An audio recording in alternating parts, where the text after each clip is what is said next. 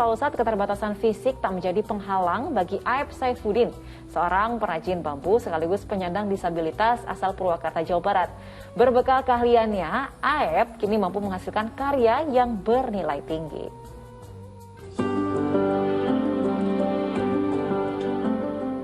Adalah Aep Saifuddin, pria difabel yang tidak pernah menyerah dan memilih tetap untuk berkarya. Di rumah sederhananya yang berada di Kampung Cibentar, Kecamatan Pesawahan, Purwakarta, Jawa Barat. Salah satu bentuk miniatur favorit Aep adalah perahu pinisi. Diakui Aep jika kemampuannya ini didapat dengan cara belajar otodidak. Dan tidak disangka ternyata karyanya banyak diminati warga. Selain piawai membuat miniatur perahu pinisi, Aep juga membuat hiasan kap lampu, kotak tisu, miniatur rumah hingga sangkar burung. Saat ini hasil karyanya banyak dipesan hingga luar wilayah Purwakarta. Belajar membuat kerajinan perahu dari bambu ini dari mana atau sejak kapan ini? Otodidak aja. Sejak terjadinya COVID, saya berpikir harus apa. Nah, tapi alhamdulillah bahan bambu itu menjadi hasil, istilahnya ladang ya rokok uang. Selain persoalan pemasaran, Aep juga mengaku saat ini dirinya masih sedikit terkendala dengan modal untuk pengadaan perkakas yang lebih modern. Kesulitan berjalan yang dialami Aep terjadi sejak ia kecil setelah ia terjatuh dari ayunan. Dan ini tidak dijadikan alasan untuk menyerah dan berpangku tangan. Zainal Arifin melaporkan dari Purwakarta, Jawa Barat.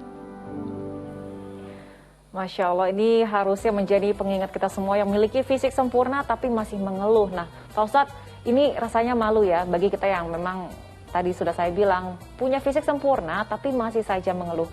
Bisa dinasehati Pak Ustadz bagaimana nih supaya kita tidak bisa mengeluh lagi gitu dengan segala nikmat yang sudah diberikan oleh Allah Subhanahu wa taala. Ya baik, yang pertama kita menyaksikan keadilan Tuhan. Yang pertama, karena ya saat secara fisik seseorang itu tidak sempurna, ada kesempurnaan lain yang Allah berikan atau ada skill yang lain. Karena kalau saya lihat atau kalau kita lihat dari skill dia, ini sangat halus sekali. Buah karya dari Pak Aep ini atau Mang Aep ini ya, hanya dari bambu. Kita kelihatan kapal finisinya itu seperti ya begitu kelihatan indah dan potongan-potongan garis-garisnya juga seperti aslinya gitu. Padahal dengan perkakas yang sangat-sangat sederhana. Ini pasti karena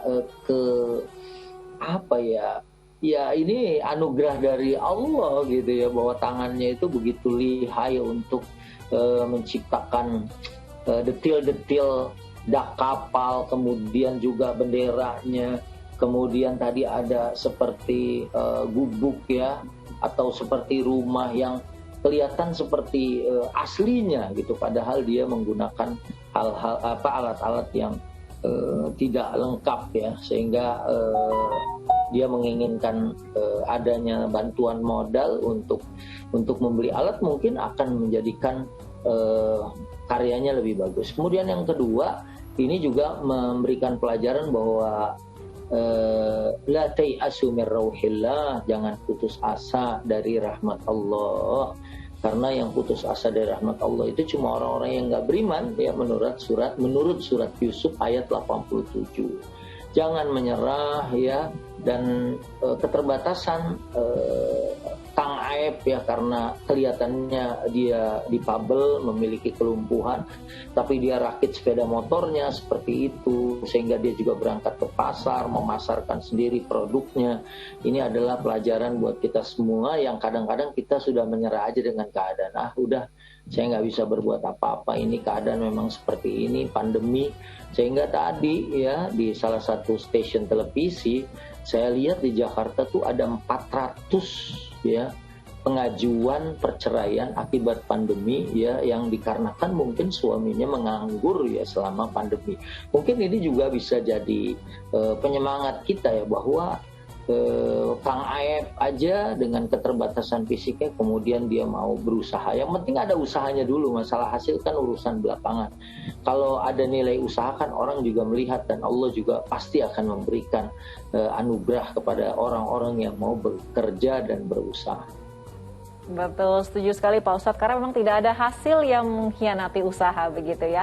Alhamdulillah, terima kasih Pak Ustadz Subki atas waktu dan tausiah yang telah diberikan untuk seluruh pemirsa Ajwa TV.